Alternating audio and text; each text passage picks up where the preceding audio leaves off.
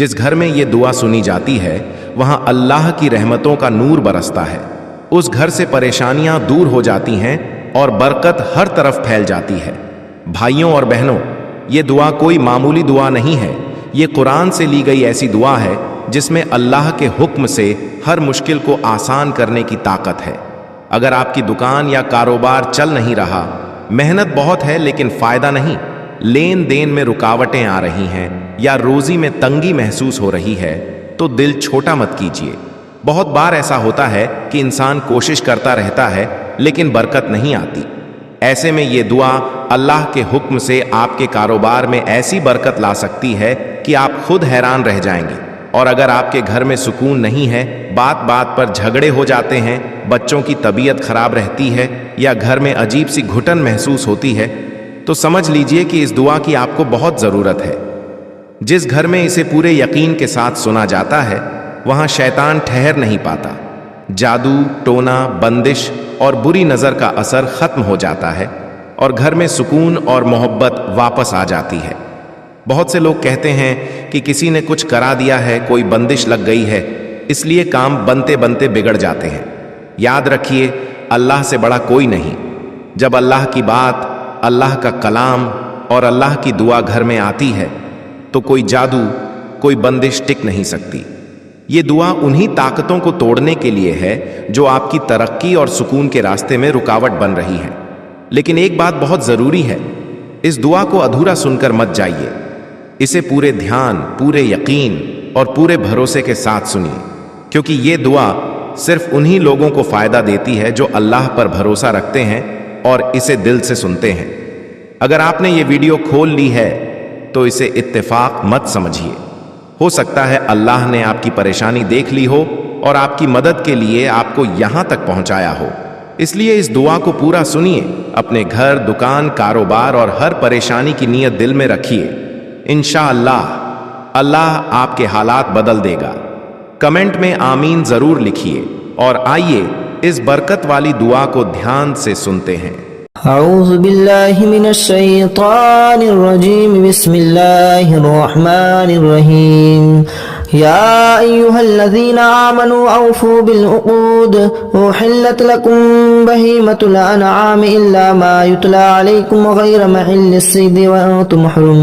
ان اللہ یحکم ما یرید۔ یا ایہا الذین آمنوا لا تحلموا شعائر اللہ ولا الشہر الحرام ولا الحدی ولا القلائد ولا آمین البیت الحرام یبتغون فضلا من ربهم ورضوانا، وإذا حللتم فاستعدوا ولا يجرمنكم شنآن قوم أن صدوكم عن المسجد الحرام أن تعتدوا، وتعاونوا على البر والتقوى ولا تعاونوا على الإثم والعدوان، واتقوا الله إن الله شديد العقاب۔ حرمت عليكم الميتة والدم ولحم الخنزير وما أهل لغير الله به، والمنخنقة والموقوذة والمتردية والنتيحة وما أكل السبع إلا ما ذكيتم وما ذبح على النصب وأن تستقسموا بالأزلام، ذلكم فسق۔ اليوم يئس الذين كفروا من دينكم فلا تخشوهم واخشون، اليوم أكملت لكم دينكم وأتممت عليكم نعمتي ورضيت لكم الإسلام دينا،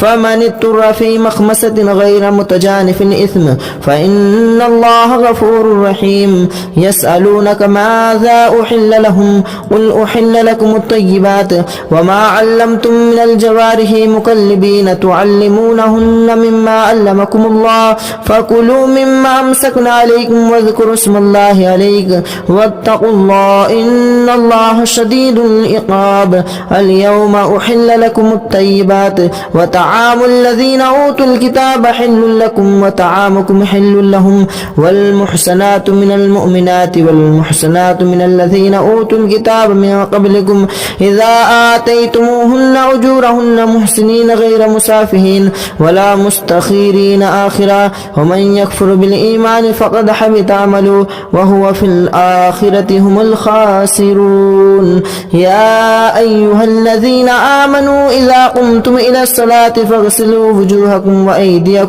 وأيديكم إلى المرافق وامسحوا برؤوسكم وأرجلكم إلى الكعبين، وإن كنتم جنبا فطهروا، وإن كنتم مرضى أو أو على سفر خير لكم من الغيام أو لمسكنكم النساء فلم تجدوا ماء فتيمموا صعيدا طيبا فامسحوا بوجوهكم وأيديكم ما يريد الله ليجعل عليكم من حرج ولكن يريد ليطهركم وليتم نعمته عليكم لعلكم تشكرون واذكروا نعمة الله عليكم وميثاقه الذي واثقكم به إذ قلتم سمعنا وأطعنا واتقوا الله إن الله عليم بذات الصدور يا أيها الذين آمنوا كونوا قوامين لله شهداء بالقسط ولا يجرمنكم شنآن قوم أن صدوكم عن المسجد الحرام أن تعتدوا وتعاونوا على البر والتقوى يا أيها الذين آمنوا كونوا قوامين لله شهداء بالقسط ولا يجرمنكم شنآن قوم أن صدوكم عن المسجد الحرام أن تعتدوا وتعاونوا على البر والتقوى ولا تعاونوا على الإثم والعدوان واتقوا الله إن الله شديد العقاب يا أيها الذين آمنوا كونوا قوامين لله شهداء بالقسط ولا يجرمنكم شنآن قوم على ألا تعدلوا اعدلوا هو أقرب للتقوى واتقوا الله إن الله خبير بما تعملون وعد الله الذين آمنوا وعملوا الصالحات لهم مغفرة وأجر عظيم والذين كفروا وكذبوا بآياتنا أولئك أصحاب الجحيم يا أيها الذين آمنوا اذكروا نعمة الله عليكم إذ هم قوم أن يبسطوا إليكم أيديهم فكف أيديهم عنكم واتقوا الله وعلى الله فليتوكل المؤمنون ولقد أخذ الله ميثاق بني إسرائيل وبعثنا منهم 12 نقيبا وقال الله إني معكم لئن أقمتم الصلاة وآتيتم الزكاة وآمنتم برسلي وأزرتموهم وأقرضتم الله قرضا حسنا لأكفر عنكم سيئاتكم ولأدخلنكم جنات تجري من تحتها الأنهار فما كفر بعد ذلك منكم فقد ضل سواء السبيل وبما نقضهم ميثاقهم لعناهم وجعلنا قلوبهم قاسية يحرفون الكلم عن مواضعه ونسوا حظا مما ذكروا به ولا يجرمنكم أن تطهروا ولا تزالوا تطلعوا على خاناتكم منكم إلا قليلا منهم فاعفوا عنهم واستغفروا لهم إن الله يحب المحسنين ومن الذين قالوا إنا نصارى أخذنا ميثاقهم فنسوا حظا مما ذكروا به فأغرينا بينهم العداوة والبغضاء إلى يوم القيامة وسوف ينبئهم الله بما كانوا يصنعون يا أهل الكتاب قد جاءكم رسولنا يبين لكم كثيرا مما كنتم تخفون من الكتاب ويعفو عن كثير قد جاءكم من الله نور وكتاب مبين يهدي به الله من اتبعه هدى رضوانه سبلا ويخرجنكم من الظلمات إلى النور بإذن ربهم ويهديهم إلى صراط مستقيم لقد كفر الذين قالوا إن الله هو المسيح ابن مريم قل فمن يملك من الله شيئا إن أراد بكم أو أراد بكم مثلا لقد كفر الله قالوا إنه هو السميع العليم قل من يملك من السماء شيئا إلا أن أراد أن يهلي من المرسينة لقد كفر الذين قالوا إن الله هو المسيح ابن مريم قل فمن يملك من الله شيئا إن أراد أن يهلك المسيح ابن مريم وأمه وما في الأرض جميعا ولله ملك السماوات والأرض وما بينهما يخلق ما يشاء والله على كل شيء قدير وقالت اليهود والنصارى نحن أبناء الله وأحباؤه قل فلم يعذبكم بذنوبكم بل أنتم بشر ممن خلق يغفر لمن يشاء ويعذب من يشاء ولله ملك السماوات والأرض وما بينهما وإليه المصير يا أهل الكتاب قد جاءكم رسولنا يبين لكم كثيرا من الرسل أن تقولوا ما جاءنا من البشير والنذير فقد جاءكم بشير ونذير والله على كل شيء قدير وإذ قال موسى لقومه يا قوم اذكروا نعمة الله عليكم إذ جعل فيكم أنبياء وجعلكم ملوكا وآتاكم ما لم يؤت أحدا من العالمين يا قوم ادخلوا الجنة المقدسة يا قوم ادخلوا الأرض المقدسة التي كتب الله لكم ولا ترتدوا على أدباركم فتنقلبوا خاسرين قالوا يا موسى إنا فيها قوم جبارين وإنا لن ندخلها حتى يخرجنا منها فإن يخرجنا منها فإنا داخلون قال رجلان من الذين يخافون أنعم الله عليهم ادخلوا عليهم الباب فإذا دخلتموه فإنكم غالبون وعلى الله فليتوكلوا إن كنتم مؤمنين قالوا يا موسى إنا لن ندخلها أبدا ما داموا فيها فادخلوا أنت وداخلون قالوا يا موسى إنا لن ندخلها أبدا ما داموا فيها فاذهب أنت وربك فقاتلا إنا هنا قائدون قال رب إني لا أملك إلا نفسي وأخي فافرق بيننا وبين القوم الفاسقين قال فإنها محرمة عليهم 40 سنة يتيهون في الأرض فلا تأس على القوم الفاسقين واتل عليهم نبأ ابني آدم بالحق إذ قربنا قلنا يا بأوا بكم واتل عليهم نبأ ابني آدم بالحق إذ قربا قربانا فتقبل من أحدهما ولم يتقبل من الآخر قال لا تقبل من الآخر لئن بسطت إلي لئن بسطت واتل عليهم نبأ ابني آدم بالحق إذ قربا قربانا فتقبل من أحدهما ولم يتقبل من الآخر قال أقتلنك قال إنما يتقبل الله من المتقين لئن بسطت إلي يدك لتقتلني ما أنا بباسط يدي لأقتلك إني أخاف الله رب العالمين إني أريد أن تبوء بإثمي وإثمك فتكون من أصحاب النار وذلك جزاء الظالمين فتوأت له نفسه قتل أخيه فقتله فأصبح من الخاسرين فبعث الله غربانا يبعث في الأرض ليريه كيف يواري سوءة أخيه قال يا ويلتى أعجزت أن أكون مثل هذا الغراب فأواري سوءة أخيه فأصبح من النادمين من أجل ذلك كتبنا على رسله إلى إبراهيم كتبنا على بني إسرائيل أنه ما قتل نفسا بغير نفس أو فساد في الأرض فكأنما قتل الناس جميعا ومن أحياها فكأنما أحيا الناس جميعا ولقد جاءتهم رسلنا بالبينات ثم إن كثيرا منهم بعد ذلك لمفسدون إنما جزاء الذين يحاربون الله ورسوله ويسعون في الأرض فسادا أن يقتلوا أو يسلبوا أو تقطع أيديهم وأرجلهم من خلاف أو ينفوا من الأرض ذلك لهم خزي في الدنيا وهم في الآخرة عذاب عظيم إلا الذين تابوا من بعد ذلك تقدروا عليهم فاعلموا أن الله غفور رحيم يا أيها الذين آمنوا اتقوا الله وابتغوا إليه الوسيلة وجاهدوا في سبيله لعلكم تفلحون إن الذين كفروا لو أن لهم ما في الأرض جميعا ومثله معه لافتدوا به من عذاب يوم القيامة ما تقبل منهم ولهم عذاب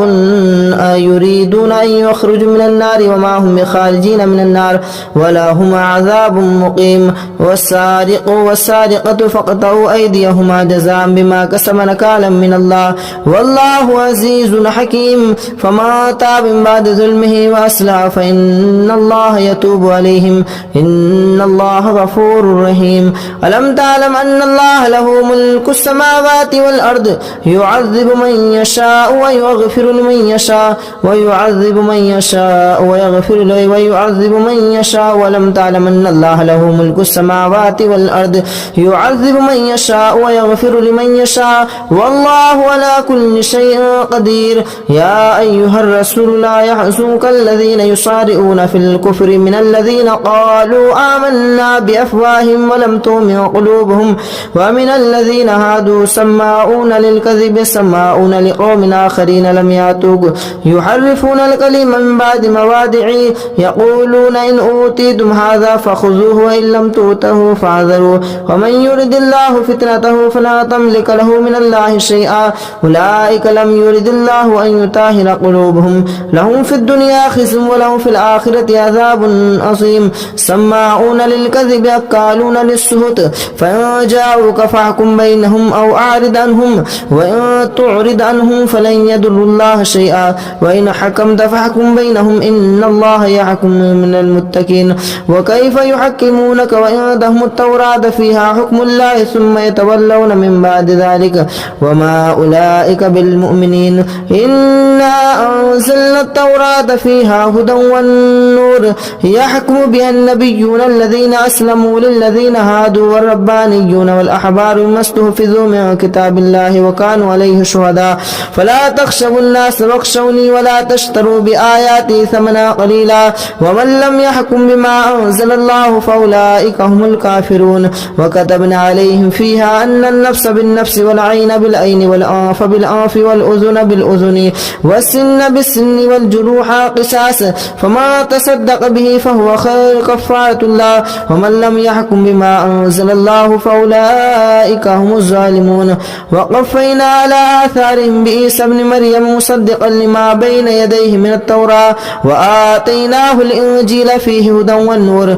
ومصدقا لما بين يديه من التوراة وهدى وموعظة للمتقين وليحكم أهل الإنجيل بما أنزل الله فيه ومن لم يحكم بما أنزل الله فأولئك هم الفاسقون وأنزلنا إليك الكتاب بالحق مصدقا لما بين يديه من الكتاب ومهيمنا عليه فاحكم بينهم بما أنزل الله ولا تتبعوا أهواءهم عما جاءك من الحق لكل جعلنا منكم إشرة ومنهاجا ولو شاء الله لجعلكم أمة واحدة ولكن يبعثكم ولو شاء الله لجعلكم أمة واحدة ولكن ليبلوكم فيما آتاكم فاستبقوا الخيرات إلى الله مرجعكم جميعا فينبئكم بما كنتم فيه تختلفون وأن يحكم بينهم بما أنزل الله ولا تتبع أهواءهم وحذرهم أن يفتنون عن بعد ما أنزل الله إليك فإن توليتم فاعلموا أنما يريد الله أن يصيبكم الله ببعده ذنوبهم وإن كثيرا من الناس لفاسقون أفحكم الجاهلية يبغون ومن أحسن من الله حكما لقوم يوقنون يا أيها الذين آمنوا لا تتخذوا اليهود والنصارى أولياء بعضهم أولياء بعض ومن يتولهم منكم فإنه بهم إن الله لا يهدي القوم الفاسقين فترى الذين في قلوبهم مرض يسارعون فيهم يقولون نخشى أن تصيبهم دائرة فعسى الله أن يأتي بالفتح وأمر بأمره ويصرف ويعلم الله من يشاء ويشاء فترى الذين في قلوبهم مرض يسارعون فيهم يقولون نخشى أن تصيبنا دائرة فعسى الله أن يأتي بالفتح أو أمر من عنده فيصبحوا على ما أسروا في أنفسهم نادمين ويقول الذين آمنوا هؤلاء الذين أقسموا بالله جهد أيمانهم إنهم لمعكم حبطت أعمالهم فأصبحوا خاسرين يا أيها الذين آمنوا من يرتد منكم عن دينه فسوف يأتي الله بقوم يحبونه ويحبون أذلة على المؤمنين عزة على الكافرين يجاهدون في سبيل الله ولا يخافون لوما يؤخر ذلك فضل الله يؤتيه من يشاء والله واسع عليم إنما وليكم الله ورسوله والذين آمنوا الذين يقيمون الصلاة ويؤتون الزكاة وهم يسارعون ومن يتوكل الله ورسوله والله والذين آمنوا فإن الله حسب لكم الغالبون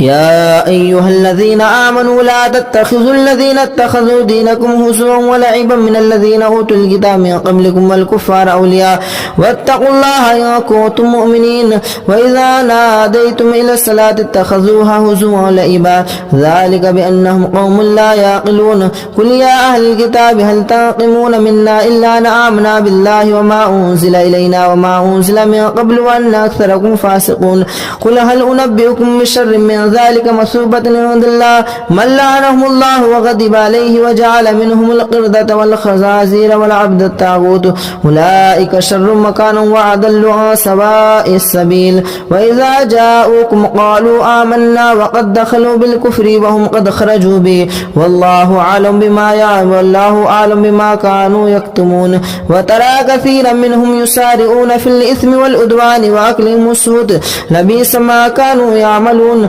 لولا ينهاهم الربانيون والأحبار عن قولهم الإثم وأكلهم السهت لبئس ما كانوا يصنعون. وقالت اليهود يد الله مغلولة غلت أيديهم ولئنوا بما قالوا بل يداه مبسوطتان ينفق كيف يشاء وليزيدن كثيرا منهم ما أنزل إليك من ربك طغيانا وكفرا وألقينا بينهم العداوة والبغضاء إلى يوم القيامة كلما أوقدوا نارا للحرب أطفأها الله ويسعون في الأرض فسادا والله لا يحب المفسدين. ولو أن أهل الكتاب آمنوا واتقوا لكفرنا عنهم سيئاتهم ولأدخلنهم جنات تجري من تحتها الأنهار ولو أنهم أقاموا الصلاة والإنجيل وما أنزل الله إليك من ربهم لأكلوا من فوقهم ومن تحت أرجلهم منهم أمة مقتصدة وكثير منهم ساء ما كانوا يعملون. يا أيها الرسول بلغنا ما أنزل إليك من ربك وإن لم تفعل فما بلغت رسالته والله يعصمك من الناس إن الله لا يهدي القوم الكافرين. قل يا أهل الكتاب لستم على شيء حتى تقاتلوا التوراة والإنجيل وما أنزل إليكم من ربكم ويزيد الذين كثيرا منهم ما أنزل إليك من ربك طغيانا وكفرا فلا تأس على القوم الكافرين. إن الذين آمنوا والذين هادوا والسابئون والنصارى من آمن بالله واليوم الآخر وعمل صالحا فلهم أجرهم عند ربهم ولا خوف عليهم ولا إن الذين آمنوا والذين هادوا والسابئون والنصارى من آمن بالله واليوم الآخر وعمل صالحا فلا خوف عليهم ولا هم يحزنون. لقد أخذنا ميثاق بني إسرائيل وأرسلنا إليهم رسلا كلما جاءهم رسول بما لا تهوى أنفسهم فريقا كذبوا وفريقا يقتلون وحسبوا أن لا تكون فتنة فجمعوا وسموا إلى الله تعالى عليهم ثم عموا وسموا كثيرا منهم والله بصير بما يعملون. لقد كفر الذين قالوا إن الله هو المسيح ابن مريم وقال المسيح يا بني إسرائيل اعبدوا الله ربي وربكم إنه من يشرك بالله فقد حرم الله عليه الجنة ومأواه النار وما للظالمين من أنصار. لقد كفر الذين قالوا إن الله ثالث ثلاثة وما من إله إلا إله واحدا وإن لم ينتهوا عما كانوا ليمسن الذين كفروا منهم عذاب أليم. أفلا يتوبون إلى الله ويستغفرون والله غفور رحيم. ما المسيح ابن مريم إلا رسول قد خلت من قبله الرسل وأمه صديقة كان يأكلان الطعام انظر كيف نبين لكم الآيات ثم انظر أنا يؤفكون. قل أتعبدون من دون الله ما لا يملك لكم ضرا ولا نفعا والله هو السميع العليم. قل يا أهل الكتاب لا تغلوا في دينكم غير الحق ولا تتبعوا أهواء قوم قد ضلوا من قبل وأضلوا كثيرا وأضلوا عن سواء السبيل. لعن الذين كفروا من بني إسرائيل على لسان داود وعيسى ابن مريم ذلك بما عصوا وكانوا يعتدون كانوا لا يتناهون عن منكر فعلوا لبئس ما كانوا يفعلون. ترى كثيرا منهم يتولون الذين كفروا لبئس ما قدمت لهم أنفسهم أن سخط الله عليهم وفي العذاب هم خالدون. ولو كانوا يؤمنون بالله والنبيين وما أنزل إليهم ما اتخذوهم أولياء ولكن كثيرا منهم فاسقون. لتجدن أشد الناس على عداوة الذين آمنوا الهدى والذين أشركوا ولتجدن أقربهم مودة للذين آمنوا الذين قالوا إنا نصارى ذلك بأنهم منهم قسيسين ورهبانا وأنهم لا يستكبرون. يا أيها الذين آمنوا لا يستكبرون. وإذا سمعوا ما أنزل إلى الرسول ترى أعينهم تفيض من الدم مما عرفوا من الحق يقولون ربنا آمنا فاكتبنا مع الشاهدين. وما لنا لا نؤمن بالله وما جاءنا من الحق ونطمع أن يدخلنا ربنا مع القوم الصالحين فأثابهم الله بما قالوا جنات تجري من تحتها الأنهار خالدين فيها وذلك جزاء المحسنين. والذين كفروا وكذبوا بآياتنا أولئك أصحاب الجحيم يا أيها الذين آمنوا لا تحرموا طيبات ما أحل الله لكم ولا تعتدوا إن الله لا يحب المعتدين وكلوا مما رزقكم الله حلالا طيبا واتقوا الله الذي أنتم به مؤمنون لا يؤاخذكم الله باللغو في أيمانكم ولكن يؤاخذكم بما عقدتم الأيمان فكفارته إطعام 10 مساكين من أوسط ما تطعمون أهليكم أو كسوتهم أو تحرير رقبة فمن لم يجد فصيام 3 أيام ذلك كفارة أيمانكم إذا حلفتم واحفظوا أيمانكم كذلك يبين الله لكم آياته لعلكم تشكرون يا أيها الذين آمنوا إنما الخمر والميسر والأنصاب والأزلام رجس من عمل الشيطان فاجتنبوه لعلكم تفلحون إنما يريد الشيطان أن يوقع بينكم العداوة والبغضاء في الخمر والميسر ويصدكم عن ذكر الله وعن الصلاة فهل أنتم منتهون وأطيعوا الله وأطيعوا الرسول واحذروا فإن توليتم فاعلموا أنما على رسولنا البلاغ المبين ليس عليكم جناح أن تبتغوا فضلا من ربكم ليس على الذين آمنوا وعملوا الصالحات جناح فيما طعموا إذا ما اتقوا وآمنوا وعملوا الصالحات ثم اتقوا وآمنوا ثم اتقوا وأحسنوا والله يحب المحسنين يا أيها الذين آمنوا ليبلونكم الله بشيء من الصيد تناله أيديكم ورماحكم ليعلم الله من يخافه بالغيب فمن اعتدى بعد ذلك فله عذاب أليم يا أيها الذين آمنوا لا تقتلوا الصيد وأنتم حرم وما قتله منكم متعمدا فجزاء مثل ما قتل من النعيم يحكم به ذوى عدل منكم هديا بالغ الكعبة وكفارة طعام مساكين وعدل ذلك صياما ليذوق وبال أمره عفى الله عما سلف ومن عاد فينتقم الله منه والله عزيز ذو انتقام أحل لكم صيد البحر وطعامه متاعا لكم وللسير وحرم أهل لكم ليلة الصيام الرفث أحل لكم صيد البحر وطعامه متاعا لكم وللسيارة وحرم عليكم صيد البر ما دمتم حرما واتقوا الله الذي إليه تهشرون جعل الله الكعبة البيت الحرام قياما للناس والشهر الحرام والهدي والقلائد ذلك لتعلموا أن الله يعلم ما في السماوات وما في الأرض وأن الله بكل شيء عليم اعلموا أن الله شديد العقاب وأن الله غفور رحيم ما على الرسول إلا البلاغ والله يعلم ما تبدون وما تكتمون قل لا يستوي الخبيث والطيب ولو أعجب كثرة الخبيث فاتقوا الله يا أولي الألباب لعلكم تفلحون يا أيها الذين آمنوا لا تسألوا عن أشياء تبد لكم ما تسوكم ولا تسألوا عنها حين ينزل القرآن تبد لكم عفى الله عنها والله غفور حليم قد سألها قوم من قبلكم ثم أصبحوا بها كافرون ما جعل الله من بحيرة ولا سائبة ولا وسيلة ولا حام ولكن الله كفروا يفعلون مع الكذبين وأكثرهم لا يعقلون وإذا قيل لهم تعالوا إلى ما أنزل الله وإلى الرسول قالوا حسبنا ما وجدنا عليه آباءنا أولو كان آباؤهم لا يعقلون شيئا ولا يهتدون يا أيها الذين آمنوا عليكم أنفسكم لا يضركم ما ضل إذا اهتديتم إلى الله مرجعكم ينبئكم بما كنتم تعملون يا أيها الذين آمنوا شهادة بينكم إذا حضر أحدكم الموت حين الوصية 2 ذوى عدل منكم أو آخران من غيركم إن أنتم ضربتم في الأرض فأصابتكم مصيبة الموت تحبسونهما من بعد الصلاة فيقسمان بالله إن ارتبتم لا نشتري به ثمنا ولو كان ذا قربى ولا نكتم شهادة الله إنا إذا لمن الآثمين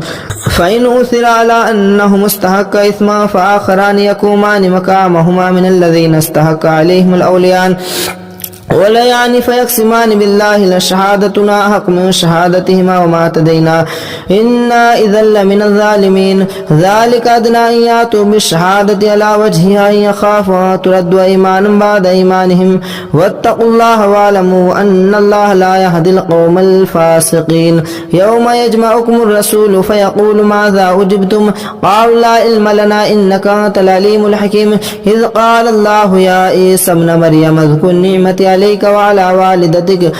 إذ أيدتك بروح القدس تكلم الناس في المهد وكهلا وإذ علمتك الكتاب والحكمة والتوراة والإنجيل وإذ تخلق من الطين كهيئة الطير بإذني فتنفخ فيها فتكون طيرا بإذني وتبرئ الأكمه والأبرص بإذني وإذ تخرج الموت بإذني وإذ كففت بني إسرائيل عنك إذ جئتهم بالبينات فقال الذين كفروا منهم إن هذا إلا سحر مبين وإذ أوحيت إلى الحواريين أن آمنوا بي وبرسولي قالوا آمنا واشهد بأننا مسلمون إذ قال الحواريون يا عيسى ابن مريم هل يستطيع ربك أن ينزل علينا مائدة من السماء قال اتقوا الله إن كنتم مؤمنين قالوا نريد أن نأكل منها وتطمئن قلوبنا ونعلم قد صدقتنا ونكون عليها من الشاهدين قال عيسى ابن مريم اللهم ربنا أنزل علينا مائدة من السماء قال الله إن الله وإذ قال الله يا عيسى ابن مريم أنت قلت للناس تكفر قالوا سبحانك لا أقول لكم بالله إن كنتم تقولون ما كنت لكم إلا من أوتي به أن اعبدوا الله وكنتم به شهيد منكم إن تعذبكم ففريقا كذبتم قال الله هذا يوم ينفع صادق لهم جنات تجري من تحت الأنهار خالدين فيها أبدا رضي الله عنهم ورضوا عنه لله ملك السماوات وما في الأرض وهو على كل شيء قدير. بسم الله الرحمن الرحيم. سورة أنزلناها وفرضناها وأنزلناها فيها آيات بينات لعلكم تذكرون. الزانية والزاني فاجلدوا كل واحد منهما 100 جلدة ولا تأخذكم بهما رافة في دين الله إن كنتم تؤمنون بالله واليوم الآخر وليشهد عذابهما طائفة من المؤمنين. الزاني لا ينكح إلا زانية أو مشركة والزانية لا ينكحها إلا زان أو مشرك وحرم ذلك على المؤمنين. والذين يرمون المحسنات ثم لم يأتوا ب4 شهداء فاجلدوهم 80 جلدة ولا تقبلوا لهم شهادة أبدا وأولئك هم الفاسقون. إلا الذين تابوا من بعد ذلك وأصلحوا فإن الله غفور رحيم. والذين يرمون أزواجهم ولم يكن لهم شهداء إلا أنفسهم فشهادة أحدهم 4 شهادات بالله إنه لمن الصادقين. والخامسة أن لعنة الله عليه إن كان من الكاذبين. ويدرأ عنها العذاب أن تشهد 4 شهادات بالله إنه لمن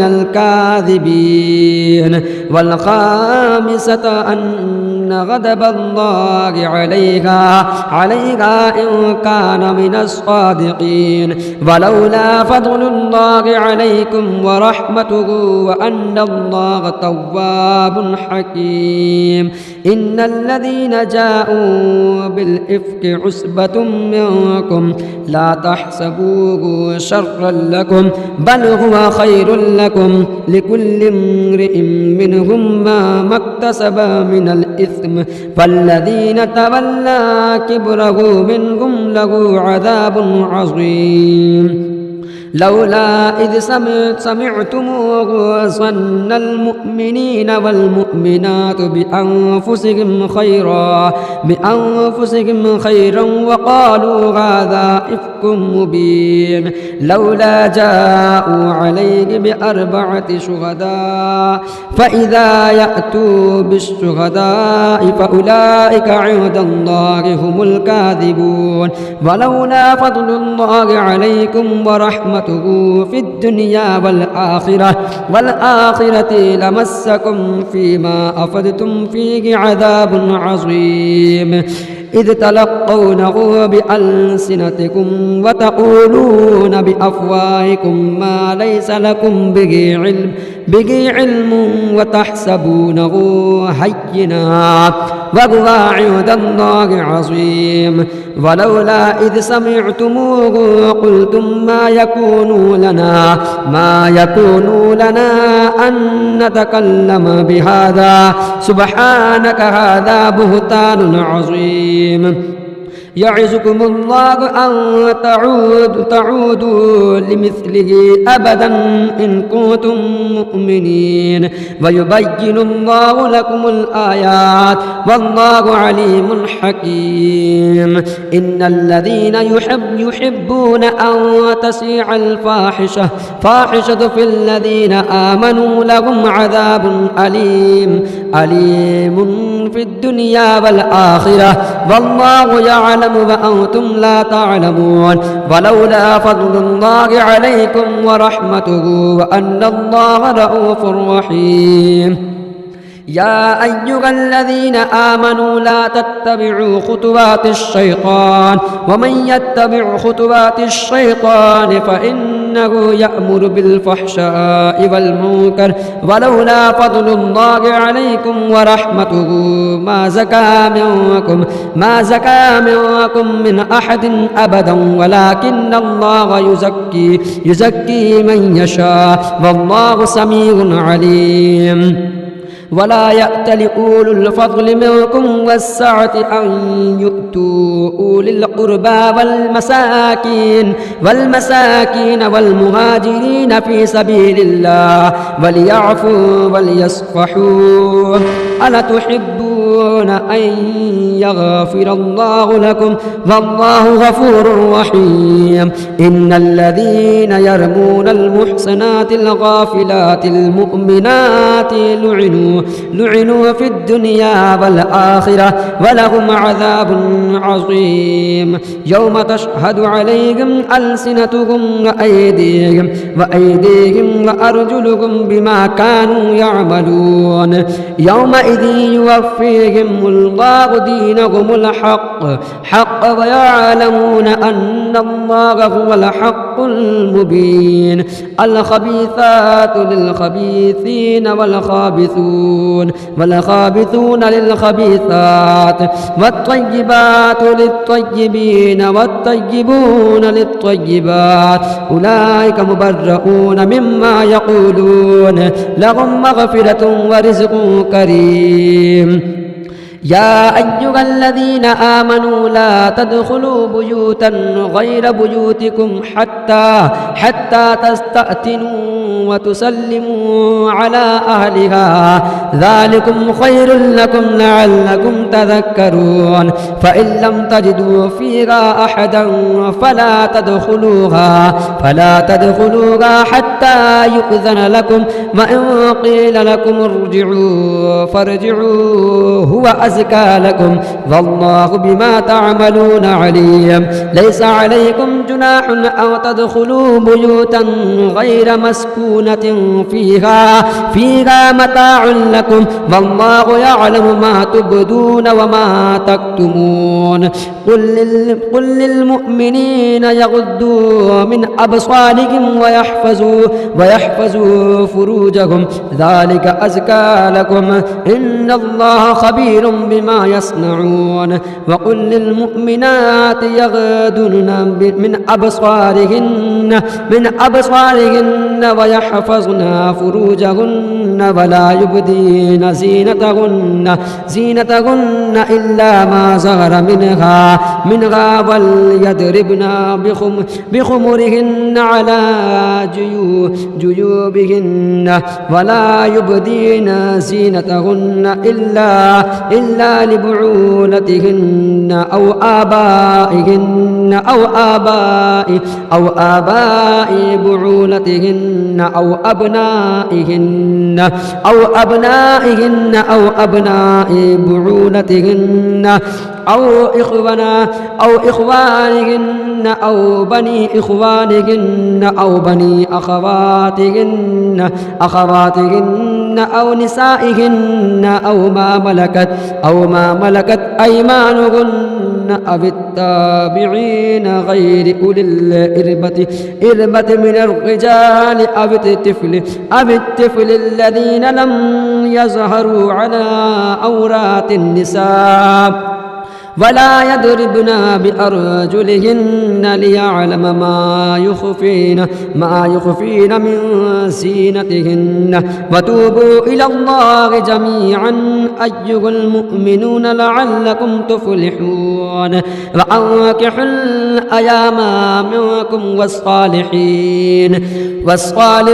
من عبادتكم وإمائكم وإن يكونوا فقراء يغنيهم الله من فضله والله واسع عليم وليستعفف الذين لا يجدون نكاحا حتى يغنيهم الله من فضله والذين يبتغون الكتاب مما ملكت أيمانكم فكاتبوهم إن علمتم فيهم خيرا وآتوهم مما لله الذي آتاكم ولا تكرهوا فتياتكم على البغاء إن أردنا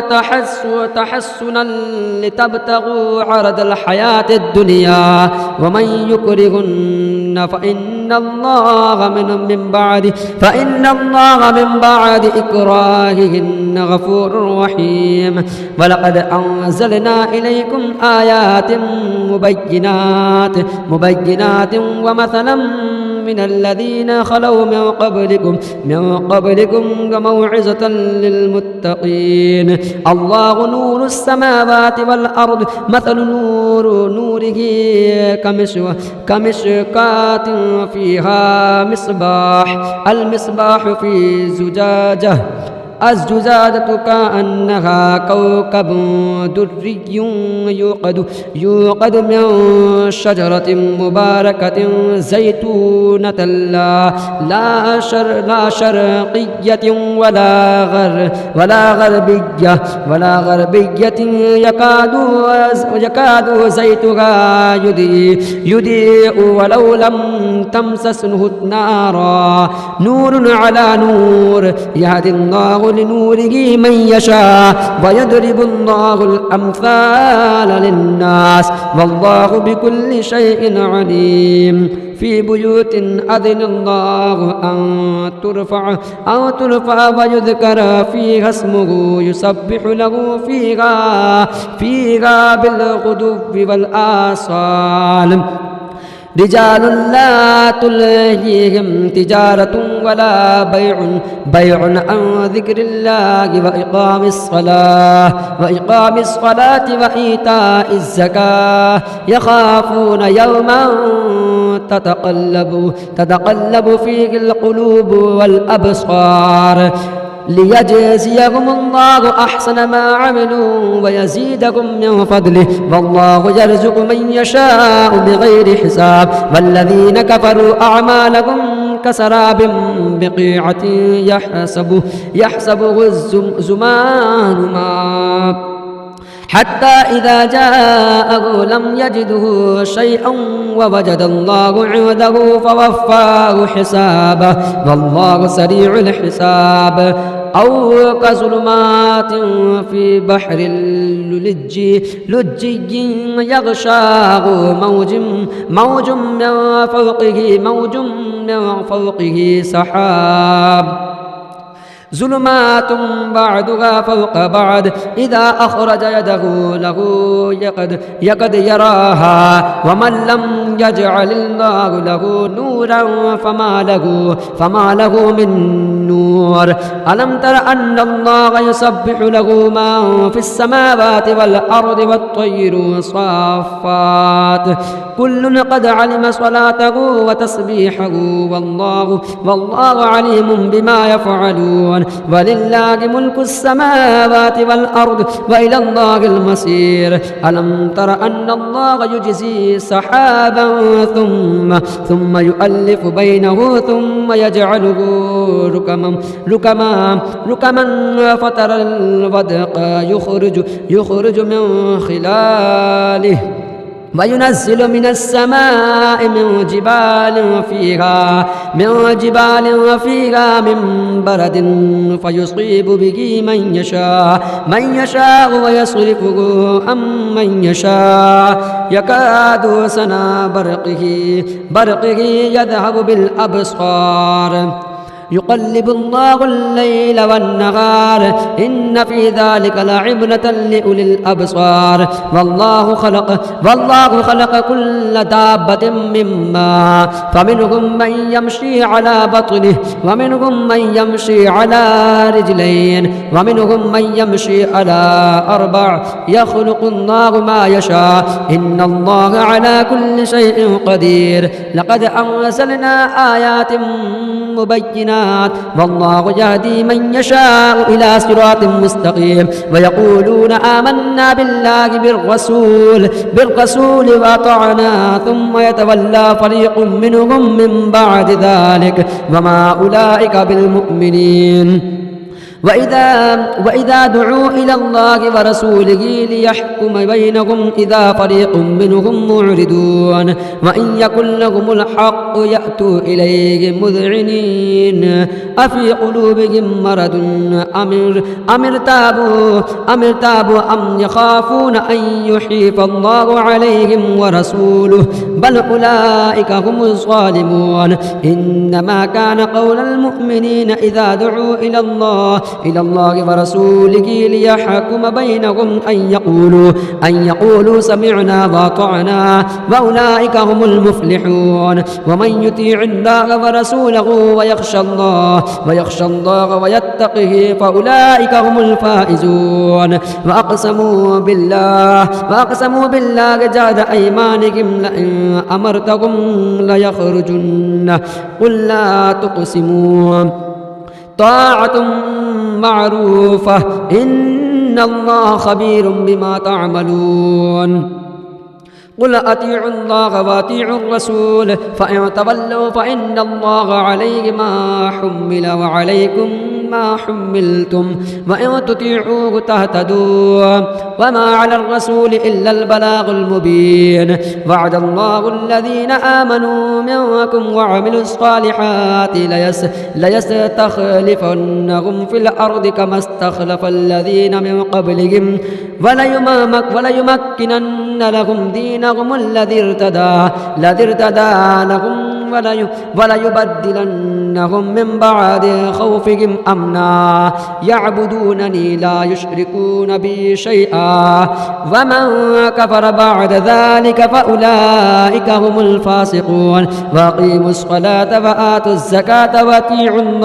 وأطيعوا الرسول لعلكم ترحمون. لا تحسبن الذين كفروا معجزين في الأرض ومأواهم النار ولبئس المصير. يا أيها الذين آمنوا ليستأذنكم الذين ملكت أيمانكم والذين لم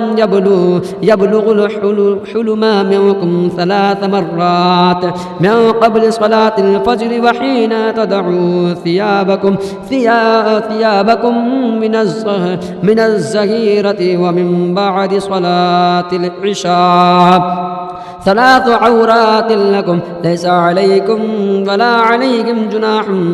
بعدهن توافون عليكم بعضكم على بعض كذلك يبين الله لكم الآيات والله عليم حكيم. وإذا بلغ الأطفال منكم الحلم فليستأذنوا كما استأذن الذين منكم من قبلهم كذلك يبين الله لكم الآيات آياته والله عليم حكيم. والقواعد من النساء اللاتي لا يرجون نكاحا فليس عليهن جناح أن يدعن ثيابهن غير متبرجات بزينة وأن يستعففن خيرا لهن والله سميع عليم. ليس على الأعمى حرج ولا على الأعرج حرج ولا على المريض حرج ولا على أنفسكم أو تأكلوا من بيوتكم أو بيوت آبائكم أو بيوت أمهاتكم أو بيوت إخوانكم أو بيوت أخواتكم أو بيوت أعمامكم أو بيوت عماتكم أو بيوت أخوالكم أو بيوت خالاتكم أو ما ملكتم مفاتحه أو صديقكم. ليس عليكم جناح أو تأكلوا جميعا أو أشتاتا. فإذا دخلتم بيوتا فسلموا على أنفسكم تحية من عند الله مباركة طيبة. كذلك يبين الله لكم الآيات لعلكم تعقلون. إنما المؤمنون الذين آمنوا بالله ورسوله وإذا كانوا معه على أمر جامع لم يذهبوا حتى يستأذنوه. إن الذين يستأذنونك أولئك الذين يؤمنون بالله ورسوله فإذا استأذنوك لبعض شأنهم فذل لمن شئت منهم واستغفر لهم الله إن الله غفور رحيم. لا تجعلوا دعاء الرسول بينكم كدعاء بعضكم بعدا. قد يعلم الله الذين يتسللون منكم لواذا فليحذر الذين يخالفون عن أمره أن تصيبهم فتنة أو يصيبهم عذاب أليم. ألا إن لله ما في السماوات والأرض قد يعلم ما أنتم عليه ويوم يرجون إليه فينبئهم بما عملوا والله بكل شيء عليم. أعوذ بالله من الشيطان الرجيم. بسم الله الرحمن الرحيم. يا أيها الذين آمنوا أوفوا بالعقود أحلت لكم بهيمة الأنعام إلا ما يتلى عليكم غير محل الصيد وأنتم حرم إن الله يحكم ما يريد. يا أيها الذين آمنوا لا تحلموا شعائر الله ولا الشهر الحرام ولا الهدي ولا القلائد ولا آمين البيت الحرام يبتغون فضلا من ربهم ورضوانا وإذا حللتم فاستعدوا ولا يجرمنكم شنعان قوم أن صدوكم عن المسجد الحرام أن تعتدوا وتعاونوا على البر والتقوى ولا تعاونوا على الإثم والعدوان واتقوا الله إن الله شديد العقاب. حرمت عليكم الميتة والدم ولحم الخنزير وما أهل لغير الله به والمنخنقة والموقوذة والمتردية والنتيحة وما أكل السبع إلا ما ذكيتم وما ذبح على النسب وتستقسموا بالأزلام ذلكم فسق. اليوم يئس الذين كفروا من دينكم فلا تخشوهم واخشون. اليوم أكملت لكم دينكم وأتممت عليكم نعمتي ورضيت لكم الإسلام دينا. فمن اضطر في مخمسة غير متجانف إثم فإن الله غفور رحيم. يسألونك ماذا أحل لهم قل أحل لكم الطيبات وما علمتم من الجوارح مكلبين تعلمونهن مما علمكم الله فكلوا مما أمسكنا عليكم واذكروا اسم الله عليك واتقوا الله إن الله شديد العقاب. اليوم أحل لكم الطيبات وطعام الذين أوتوا الكتاب حل لكم وطعامكم حل لهم والمحسنات من المؤمنات والمحسنات من الذين أوتوا الكتاب من قبلكم إذا آتيتموهن أجورهن محسنين غير مسافهين ولا مستخيرين آخرا ومن يكفر بالإيمان فقد حبط عمله وهو في الآخرة هم الخاسرون يا أيها الذين آمنوا إذا قمتم إلى الصلاة فاغسلوا وجوهكم وأيديكم إلى المرافق وامسحوا برؤوسكم وأرجلكم إلى الكعبين وإن كنتم جنبا فطهروا وإن كنتم مرضى أو على سفر خير لكم من الغيام أو لمسكنكم النساء فلم تجدوا ماء فتيمموا صعيدا طيبا فامسحوا بوجوهكم وأيديكم ما يريد الله ليجعل عليكم من حرج ولكن يريد ليطهركم وليتم نعمته عليكم لعلكم تشكرون واذكروا نعمة الله عليكم وميثاقه الذي واثقكم به إذ قلتم سمعنا وأطعنا واتقوا الله إن الله عليم بذات الصدور يا أيها الذين آمنوا كونوا قوامين لله شهداء بالقسط ولا يجرمنكم شنآن قوم أن صدوكم عن المسجد الحرام أن تعتدوا وتعاونوا على البر والتقوى يا أيها الذين آمنوا كونوا قوامين لله شهداء بالقسط ولا يجرمنكم شنآن قوم أن صدوكم عن المسجد الحرام أن تعتدوا وتعاونوا على البر والتقوى ولا تعاونوا على الإثم والعدوان واتقوا الله إن الله شديد العقاب يا أيها الذين آمنوا كونوا قوامين لله شهداء بالقسط ولا يجرمنكم شنآن قوم على ألا تعدلوا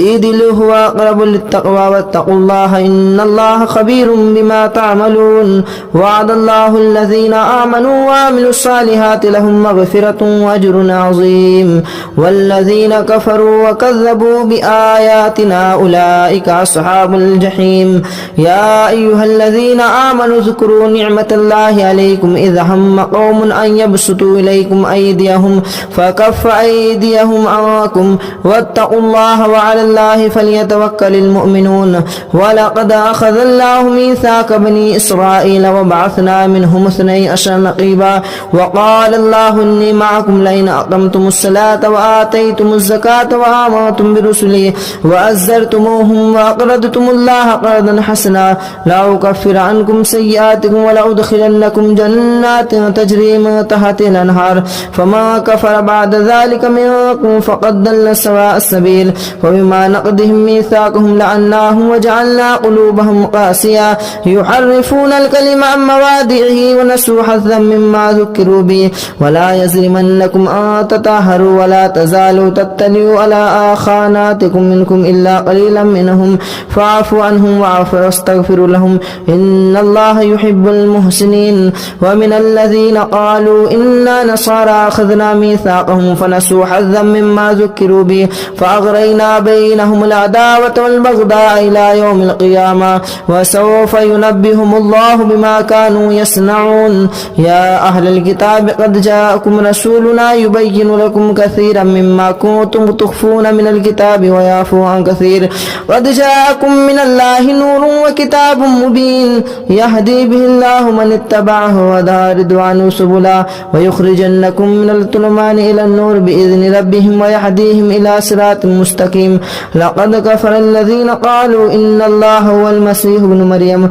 قل فمن يملك من الله شيئا إن أراد بكم أو أراد بكم مثلا لقد كفر الله قالوا إنه هو السميع العليم قل من يملك من السماء شيئا إلا أن أراد أن يهلي من المرسينة لقد كفر الذين قالوا إن الله هو المسيح ابن مريم قل فمن يملك من الله شيئا إن أراد أن يهلك المسيح ابن مريم وأمه وما في الأرض جميعا ولله ملك السماوات والأرض وما بينهما يخلق ما يشاء والله على كل شيء قدير وقالت اليهود والنصارى نحن أبناء الله وأحباؤه قل فلم يعذبكم بذنوبكم بل أنتم بشر ممن خلق يغفر لمن يشاء ويعذب من يشاء ولله ملك السماوات والأرض وما بينهما وإليه المصير يا أهل الكتاب قد جاءكم رسولنا يبين لكم كثيرا من الرسل أن تقولوا ما جاءنا من البشير والنذير فقد جاءكم بشير ونذير والله على كل شيء شيء قدير. وإذ قال موسى لقومه يا قوم اذكروا نعمة الله عليكم إذ جعل فيكم أنبياء وجعلكم ملوكا وآتاكم ما لم يؤت أحدا من العالمين. يا قوم ادخلوا الجنة المقدسة يا قوم ادخلوا الأرض المقدسة التي كتب الله لكم ولا ترتدوا على أدباركم فتنقلبوا خاسرين. قالوا يا موسى إنا فيها قوم جبارين وإنا لن ندخلها حتى يخرجنا منها فإن يخرجنا منها فإنا داخلون. قال رجلان من الذين يخافون أنعم الله عليهم ادخلوا عليهم الباب فإذا دخلتموه فإنكم غالبون وعلى الله فليتوكلوا إن كنتم مؤمنين. قالوا يا موسى إنا لن ندخلها أبدا ما داموا فيها فادخلوا أنت وداخلون. قالوا يا موسى إنا لن ندخلها أبدا ما داموا فيها فاذهب أنت وربك فقاتلا إنا هاهنا قائدون. قال رب إني لا أملك إلا نفسي وأخي فافرق بيننا وبين القوم الفاسقين. قال فإنها محرمة عليهم 40 سنة يتيهون في الأرض فلا تأس على القوم الفاسقين. واتل عليهم نبأ ابني آدم بالحق إذ قربنا قلنا يا بأوا بكم واتل عليهم نبأ ابني آدم بالحق إذ قربا قربانا فتقبل من أحدهما ولم يتقبل من الآخر قال لا تقبل من الآخر لئن بسطت إلي لئن بسطت واتل عليهم نبأ ابني آدم بالحق إذ قربا قربانا فتقبل من أحدهما ولم يتقبل من الآخر قال أقتلنك قال إنما يتقبل الله من المتقين. لئن بسطت إلي يدك لتقتلني ما أنا بباسط يدي لأقتلك إني أخاف الله رب العالمين. إني أريد أن تبوء بإثمي وإثمك فتكون من أصحاب النار وذلك جزاء الظالمين. فتوأت له نفسه قتل أخيه فقتله فأصبح من الخاسرين. فبعث الله غربانا يبعث في الأرض ليريه كيف يواري سوءة أخيه قال يا ويلتى أعجزت أن أكون مثل هذا الغراب فأواري سوءة أخيه فأصبح من النادمين. من أجل ذلك كتبنا على رسله إلى إبراهيم كتبنا على بني إسرائيل أنه ما قتل نفسا بغير نفس أو فساد في الأرض فكأنما قتل الناس جميعا ومن أحياها فكأنما أحيا الناس جميعا. ولقد جاءتهم رسلنا بالبينات ثم إن كثيرا منهم بعد ذلك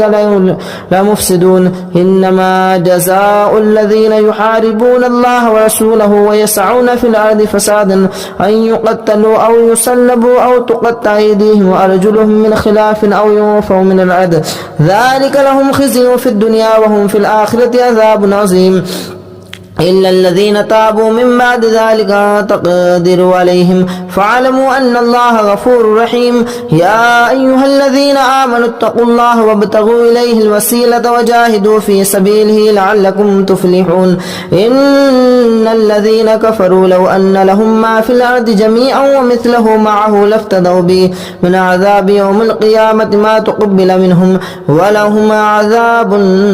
يريدون أن يخرجوا من النار وما هم خارجين من النار ولهم عذاب مقيم. والسارق والسارقة فاقطعوا أيديهما جزاء بما كسبوا نكالا من الله والله عزيز حكيم. فما تاب من بعد ظلمه وأصلح فإن الله يتوب عليهم إن الله غفور رحيم. ألم تعلم أن الله له ملك السماوات والأرض يعذب من يشاء ويغفر لمن يشاء ويعذب من يشاء ويعذب من يشاء. ولم تعلم أن الله له ملك السماوات والأرض يعذب من يشاء ويغفر لمن يشاء والله على كل شيء قدير. يا أيها الرسول لا يحزنك الذين يصارعون في الكفر من الذين قالوا آمنا بأفواههم ولم تؤمن قلوبهم ومن الذين هادوا سماعون للكذب سماعون لقوم آخرين لم يأتوك يحرفون الكلم من بعد مواضعه يقولون إن أوتيتم هذا فخذوه وإن لم تؤتوه فاحذروا ومن يرد الله فتنته فلا تملك له من الله شيئا أولئك لم يرد الله أن يطهر قلوبهم لهم في الدنيا خزي ولهم في الآخرة عذاب عظيم سماعون للكذب أكالون للسهت فإن جاءوك فاحكم بينهم أو أعرض عنهم وإن تعرض عنهم فلن يضروا الله شيئا وإن حكمت فاحكم بينهم إن الله يحكم من المتقين وكيف يحكمونك وعندهم التوراة فيها حكم الله ثم يتولون من بعد ذلك وما أولئك بالمؤمنين إنا أنزلنا التوراة فيها هدى والنور يحكم بها النبيون الذين أسلموا للذين هادوا والربانيون والأحبار بما استحفظوا من كتاب الله وكانوا عليه شهداء فلا تخشوا الناس واخشوني ولا تشتروا بآياتي ثمنا قليلا ومن لم يحكم بما أنزل الله فأولئك هم الكافرون وكتبنا عليهم فيها أن النفس بالنفس والعين بالعين والأنف بالأنف والأذن بالأذن والسن بالسن والجروح قصاص فما تصدق به فهو خير كفارة الله ومن لم يحكم بما أنزل الله فأولئك هم الظالمون وقفينا على آثارهم بعيسى ابن مريم مصدقا لما بين يديه من التوراة وآتيناه الإنجيل فيه هدى والنور ومصدقا لما بين يديه من التوراة وهدى وموعظة للمتقين وليحكم أهل الإنجيل بما أنزل الله فيه ومن لم يحكم بما أنزل الله فأولئك هم الفاسقون وأنزلنا إليك الكتاب بالحق مصدقا لما بين يديه من الكتاب ومهيمنا عليه فاحكم بينهم بما أنزل الله ولا تتبعوا أهواءهم أما جاءك من الحق لكل جعلنا منكم إشرة ومنهاجا ولو شاء الله لجعلكم أمة واحدة ولكن يبلوكم ولو شاء الله لجعلكم أمة واحدة ولكن ليبلوكم فيما آتاكم فاستبقوا الخيرات إلى الله مرجعكم جميعا فينبئكم بما كنتم فيه تختلفون وأن يحكم بينهم بما أنزل الله ولا تتبع أهواءهم وحذرهم أن يفتنون عن بعد ما أنزل الله إليك فإن توليتم فاعلموا أنما يريد الله أن يصيبكم الله ببعده ذنوبهم وإن كثيرا من الناس لفاسقون أفحكم الجاهلية يبغون ومن أحسن من الله حكما لقوم يوقنون يا أيها الذين آمنوا لا تتخذوا اليهود والنصارى أولياء بعضهم أولياء بعض ومن يتولهم منكم فإنه بهم إن الله لا يهدي القوم الفاسقين فترى الذين في قلوبهم مرض يسارعون فيهم يقولون نخشى أن تصيبهم دائرة فعسى الله أن يأتي بالفتح وأمر بأمره فيصرف ويعلم الله من يشاء ويشاء فترى الذين في قلوبهم مرض يسارعون فيهم يقولون نخشى أن تصيبنا دائرة فعسى الله أن يأتي بالفتح أو أمر من عنده فيصبحوا على ما أسروا في أنفسهم نادمين ويقول الذين آمنوا هؤلاء الذين أقسموا بالله جهد أيمانهم إنهم لمعكم حبطت أعمالهم فأصبحوا خاسرين يا أيها الذين آمنوا من يرتد منكم عن دينه فسوف يأتي الله بقوم يحبونه ويحبون أذلة على المؤمنين عزة على الكافرين يجاهدون في سبيل الله ولا يخافون لوما يؤخر ذلك فضل الله يؤتيه من يشاء والله واسع عليم إنما وليكم الله ورسوله والذين آمنوا الذين يقيمون الصلاة ويؤتون الزكاة وهم يسارعون ومن يتوكل الله ورسوله والله والذين آمنوا فإن الله حزب لكم الغالبون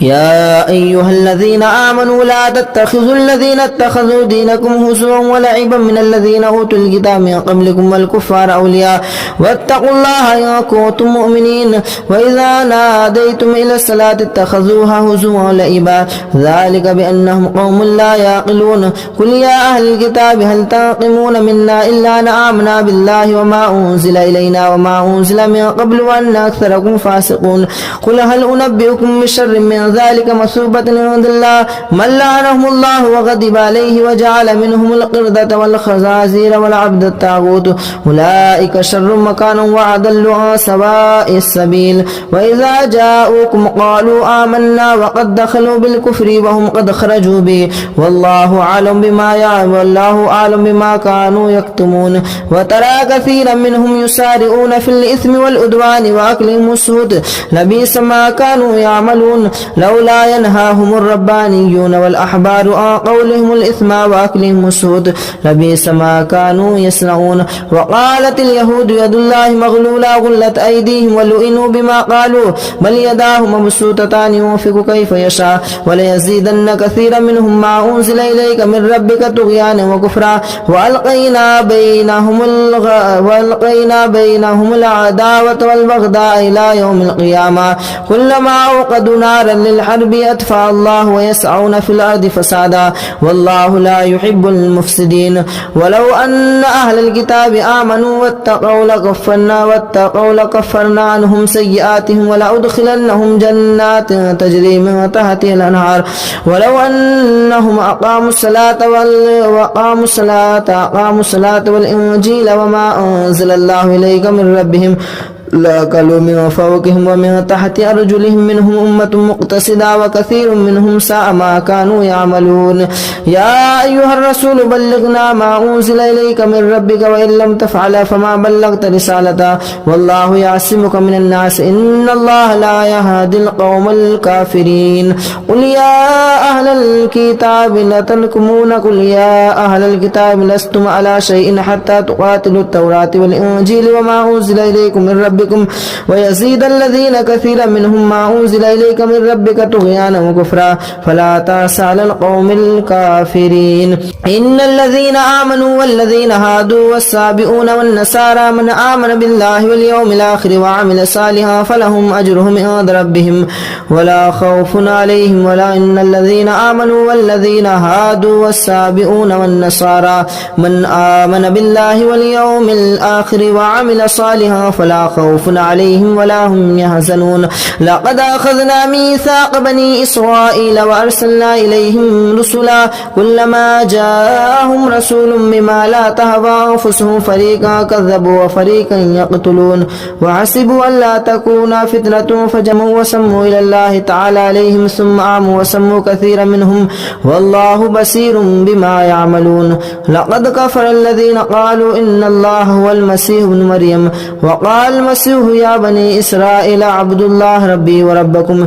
إنه من يشرك بالله فقد حرم الله عليه الجنة ومأواه النار وما للظالمين من أنصار لقد كفر الذين قالوا إن الله ثالث ثلاثة وما من إله إلا إله واحد وإن لم ينتهوا عما كانوا ليمسن الذين كفروا منهم عذاب أليم أفلا يتوبون إلى الله ويستغفرون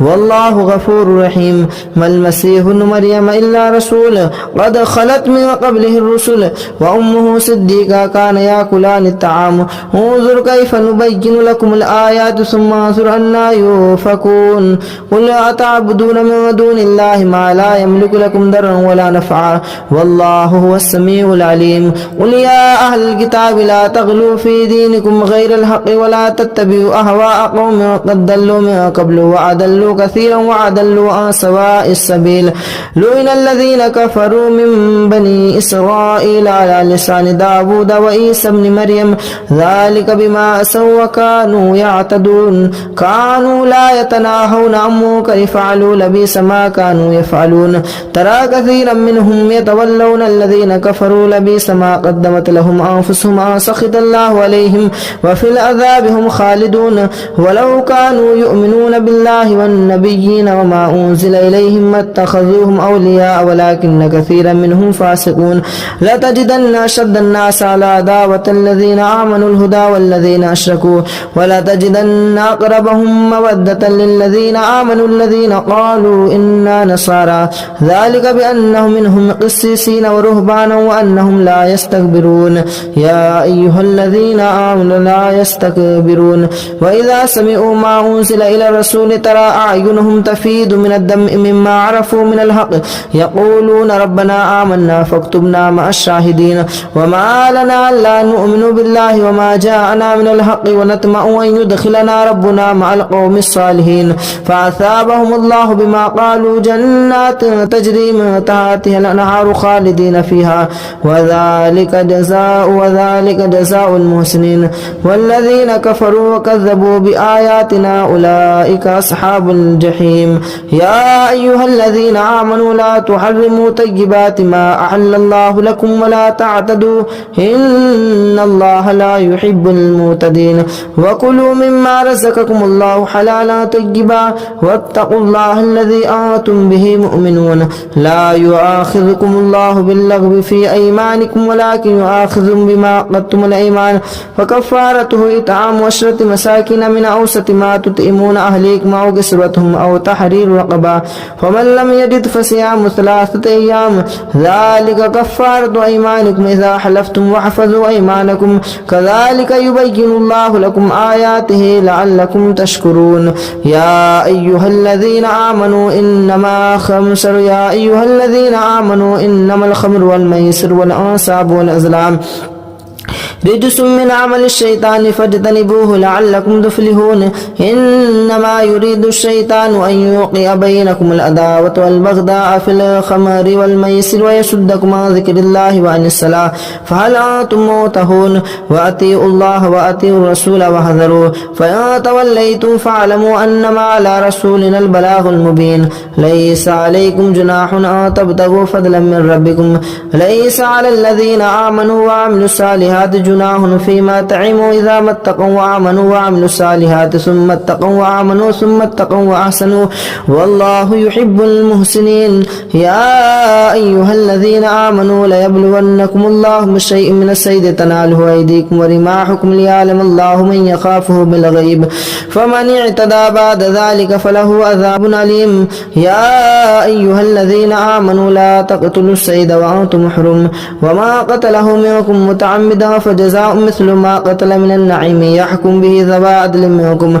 هديا بالغ الكعبة وكفارة طعام مساكين وعدل ذلك صياما ليذوق وبال أمره عفى الله عما سلف ومن عاد فينتقم الله منه والله عزيز ذو انتقام أحل لكم صيد البحر وطعامه متاعا لكم وللسير وحرم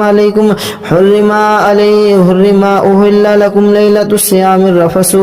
أحل لكم صيد البحر وطعامه متاعا لكم وللسيارة وحرم عليكم صيد البر ما دمتم حرما واتقوا الله الذي إليه تهشرون جعل الله الكعبة البيت الحرام قياما للناس والشهر الحرام والهدي والقلائد ذلك لتعلموا أن الله يعلم ما في السماوات وما في الأرض وأن الله بكل شيء عليم اعلموا أن الله شديد العقاب وأن الله غفور رحيم ما على الرسول إلا البلاغ والله يعلم ما تبدون وما تكتمون قل لا يستوي الخبيث والطيب ولو أعجب كثرة الخبيث فاتقوا الله يا أولي الألباب لعلكم تفلحون يا أيها الذين آمنوا لا تسألوا عن أشياء تبد لكم ما تسوكم ولا تسألوا عنها حين ينزل القرآن تبد لكم عفى الله عنها والله غفور حليم قد سألها قوم من قبلكم ثم أصبحوا بها كافرون ما جعل الله من بحيرة ولا سائبة ولا وسيلة ولا حام ولكن الله كفروا يفعلون ما الكذبين وأكثرهم لا يعقلون وإذا قيل لهم تعالوا إلى ما أنزل الله وإلى الرسول قالوا حسبنا ما وجدنا عليه آباءنا أولو كان آباؤهم لا يعقلون شيئا ولا يهتدون يا أيها الذين آمنوا عليكم أنفسكم لا يضركم ما ضل إذا اهتديتم إلى الله مرجعكم ينبئكم بما كنتم تعملون يا أيها الذين آمنوا شهادة بينكم إذا حضر أحدكم الموت حين الوصية 2 ذوى عدل منكم أو آخران من غيركم إن أنتم ضربتم في الأرض فأصابتكم مصيبة الموت تحبسونهما من بعد الصلاة فيقسمان بالله إن ارتبتم لا نشتري به ثمنا ولو كان ذا قربى ولا نكتم شهادة الله إنا إذا لمن الآثمين فإن أثر على أنهم استحق إثما فآخران يقومان مقامهما من الذين استحق عليهم الأوليان ولا يعني فيقسمان بالله لشهادتنا حق من شهادتهما وما اعتدينا إنا إذا لمن الظالمين ذلك أدنى أن يأتوا بالشهادة على وجهها أن يخافوا أن ترد أيمان بعد أيمانهم واتقوا الله واعلموا أن الله لا يهدي القوم الفاسقين يوم يجمعكم الرسول فيقول ماذا أجبتم قالوا لا علم لنا إنك أنت العليم الحكيم إذ قال الله يا عيسى ابن مريم اذكر نعمتي عليك وعلى والدتك